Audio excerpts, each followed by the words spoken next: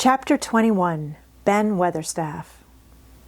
One of the strange things about living in the world is that it is only now and then one is quite sure one is going to live forever and ever and ever.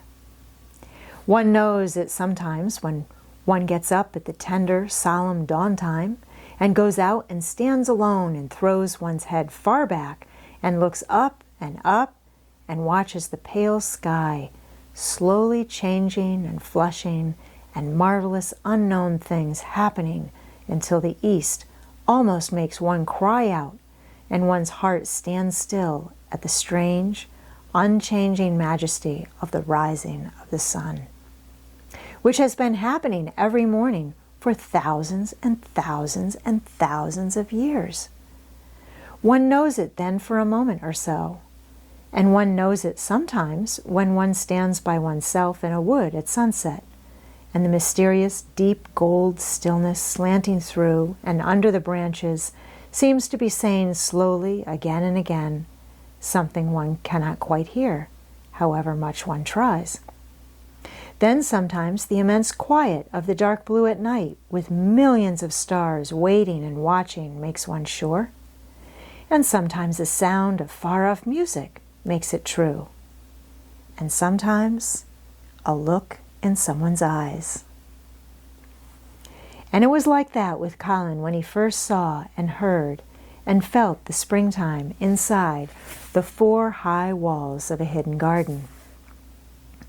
That afternoon the whole world seemed to devote itself to being perfect and radiantly beautiful and kind to one boy.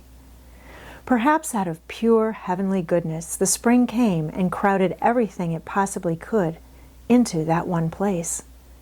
More than once Dickon paused in what he was doing and stood still with a sort of growing wonder in his eyes, shaking his head softly. It is greatly," he said. "I'm 12, going on 13, and there's a lot of afternoons in 13 years. But seems to me like I never seed one as greatly as this 'ere." "Aye, it is a greatly one," said Mary, and she sighed for mere joy. "I'll warrant it's the greatliest one as ever was in this world." "Does thee think," said Colin, with dreamy carefulness, "as happen it was made loike this 'ere all a purpose for me?" "My word," cried Mary admiringly, "that there is a bit of good Yorkshire. Thou'rt shaping first rate, that thou art." And delight reigned. They drew the chair under the plum tree, which was snow white with blossoms and musical with bees. It was like a king's canopy, a fairy king's. There were flowering cherry trees near, and apple trees whose buds were pink and white, and here and there one had burst open wide. Between the blossoming branches of the canopy bits of blue sky looked down like wonderful eyes. Mary and Dickon worked a little here and there, and Colin watched them. They brought him things to look at, buds which were opening, buds which were tight closed, bits of twig whose leaves were just showing green, the feather of a woodpecker which had dropped on the grass, the empty shell of some bird early hatched. Dickon pushed the chair slowly round and round the garden, stopping every other moment to let him look at wonders springing out of the earth or trailing down from trees. It was like being taken in state round the country of a magic king and queen and shown all the mysterious riches it contained. "I wonder if we shall see the robin," said Colin. "They'll see him often enough after a bit," answered Dickon. "When the eggs hatches out, the little chap he'll be kept so busy it'll make his head swim. They'll see him flying backward and forward, carrying worms nigh as big as himself, and that much noise going on in the nest when he gets there as fair flusters him so as he scarce knows which big mouth to drop the first piece in. And gaping beaks and squawks on every side.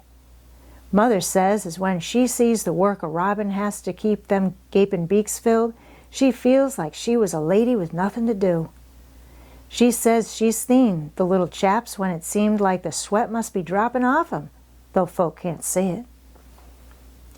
This made them giggle so delightedly that they were obliged to cover their mouths with their hands, remembering that they must not be heard. Colin had been instructed as to the law of whispers and low voices several days before. He liked the mysteriousness of it and did his best, but in the midst of excited enjoyment it is rather difficult never to laugh above a whisper. Every moment of the afternoon was full of new things, and every hour the sunshine grew more golden. The wheeled chair had been drawn back under the canopy, and Dickon had sat down on the grass and had just drawn out his pipe when Colin saw something he had not had time to notice before. "That's a very old tree over there, isn't it?" he said. Dickon looked across the grass at the tree, and Mary looked, and there was a brief moment of stillness. "Yes," answered Dickon after it, and his low voice had a very gentle sound. Mary gazed at the tree and thought. "The branches are quite gray, and there's not a single leaf anywhere," Colin went on. "It's quite dead, isn't it?" "Aye," admitted Dickon, "but them roses as has climbed all over it will near hide every bit of the dead wood when they're full of leaves and flowers. It won't look dead then. It'll be the prettiest of all." Mary still gazed at the tree and thought. "It looks as if a big branch had been broken off," said Colin. "I wonder how it was done." "It's been done many a year," answered Dickon. With a sudden relieved start and laying his hand on Colin, "look at that robin. There he is. He's been foraging for his mate."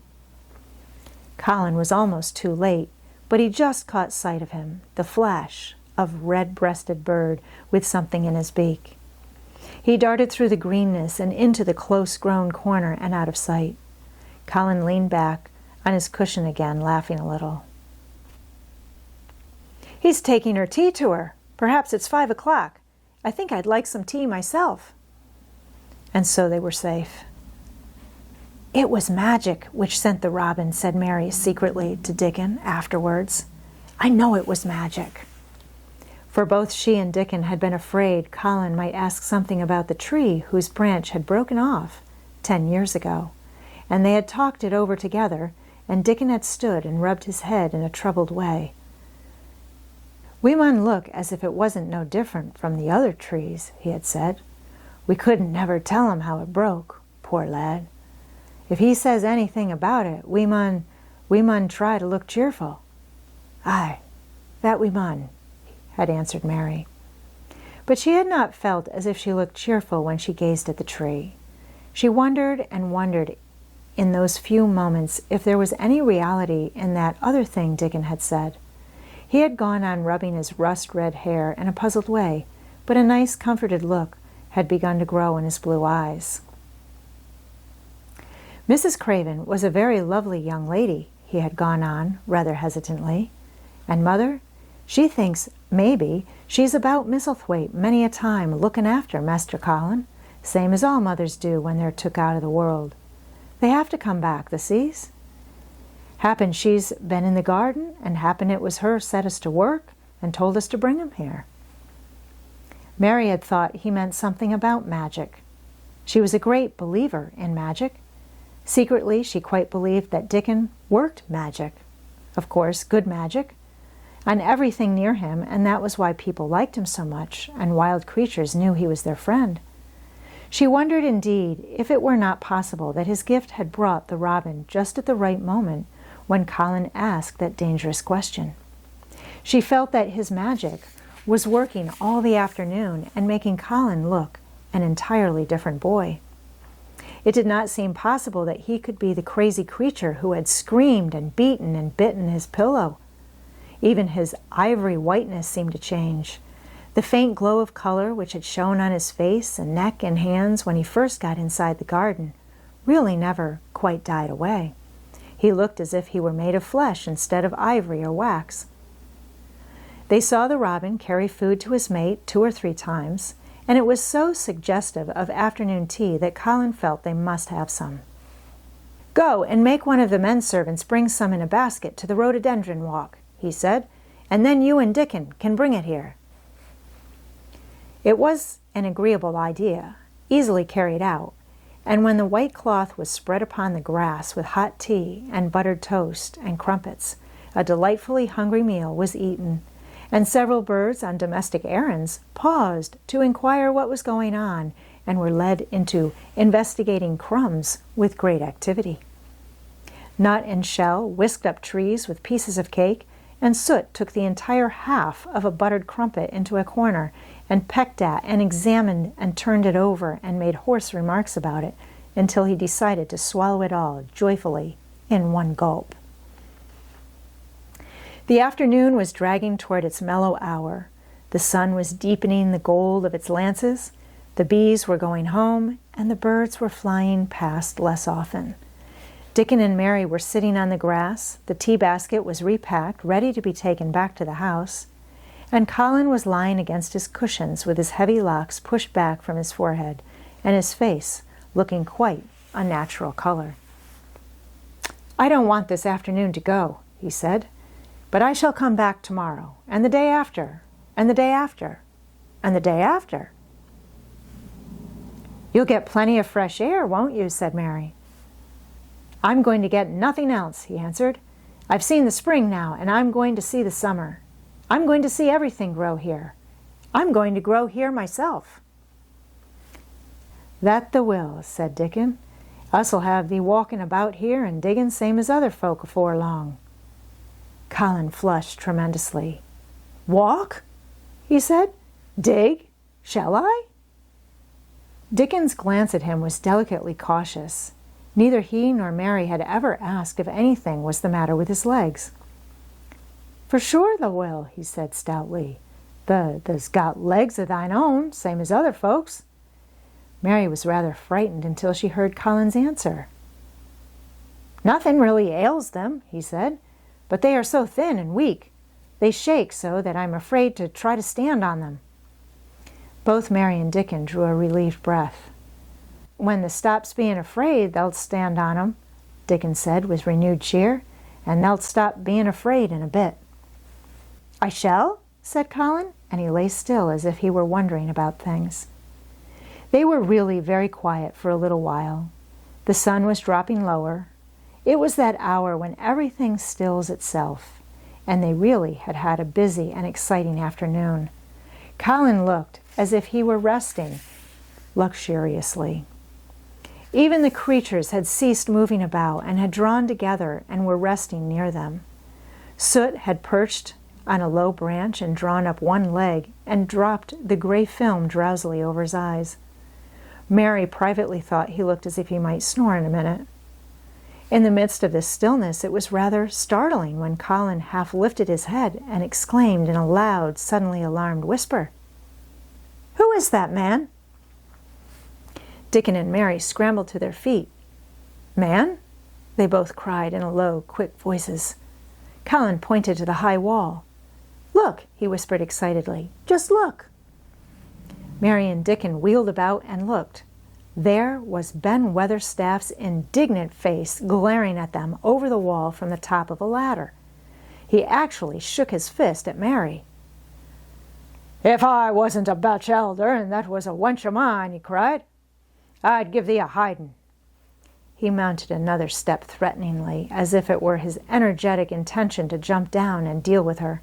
But as she came towards him, he evidently thought better of it, and stood on the top step of his ladder, shaking his fist down at her. "I never thought much of thee," he harangued. "I couldn't abide thee the first time I set eyes on thee. A scrawny, buttermilk-faced young besom, allus asking questions and poking the nose where it wasn't wanted. I never knowed how they got so thick with me. If it hadn't been for the robin, drat him." "Ben Weatherstaff," called out Mary, finding her breath. She stood below him and called up to him with a sort of gasp. "Ben Weatherstaff! It was the robin who showed me the way." Then it did seem as if Ben really would scramble down on her side of the wall. He was so outraged. "The young bad 'un," he called down to her, "laying the badness on a robin. Not but what he's impudent enough for anything. Him showing thee the way. Him! Eh! That thou young knot." She could see his next words burst out because he was overpowered by curiosity. "However in this world did thou get in?" "It was the robin who showed me the way," she protested obstinately. He didn't know he was doing it, but he did. And I can't tell you from here while you're shaking your fist at me."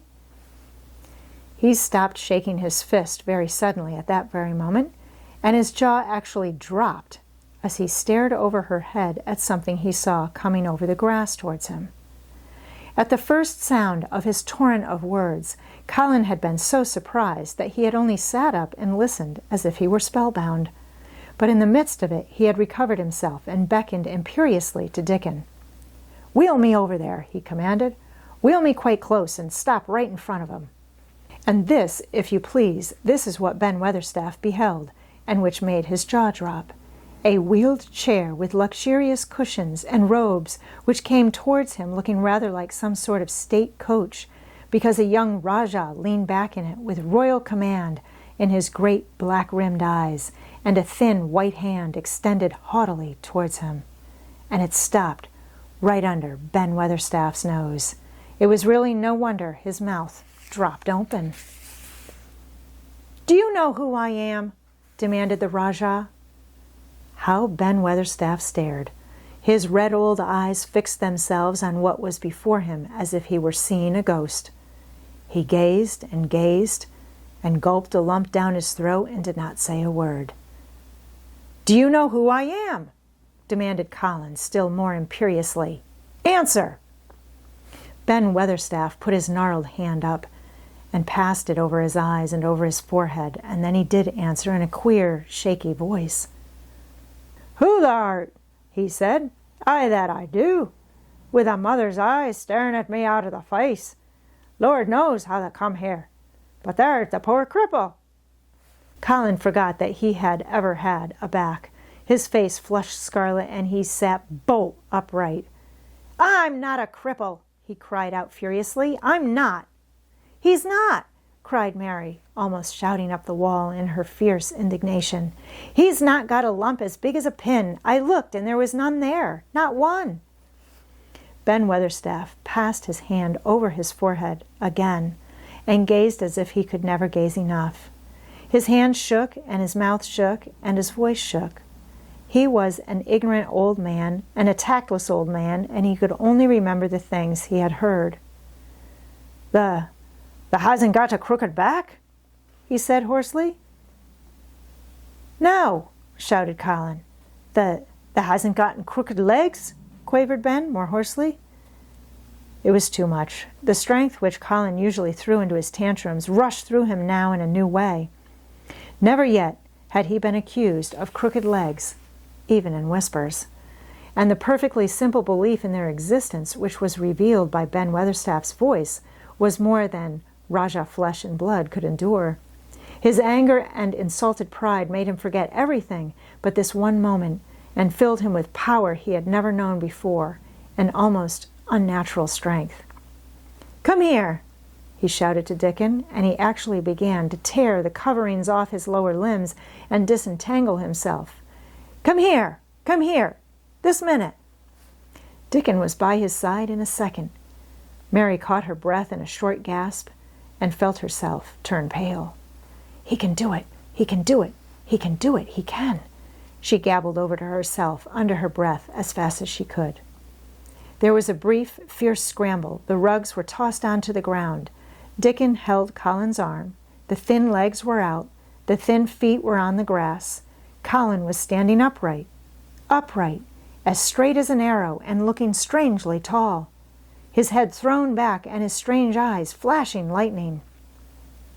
"Look at me," he flung up at Ben Weatherstaff. "Just look at me. You, just look at me." "He's as straight as I am," cried Dickon. "He's as straight as any lad in Yorkshire." What Ben Weatherstaff did, Mary thought queer beyond measure. He choked and gulped, and suddenly tears ran down his weather-wrinkled cheeks as he struck his old hands together. He burst forth, "the lies folks tells. Thou'rt as thin as a lath and as white as a wraith, but there's not a knob on thee.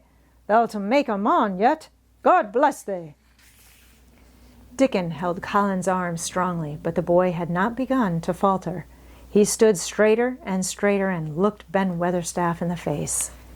"I'm your master," he said, "when my father is away. and you are to obey me. This is my garden.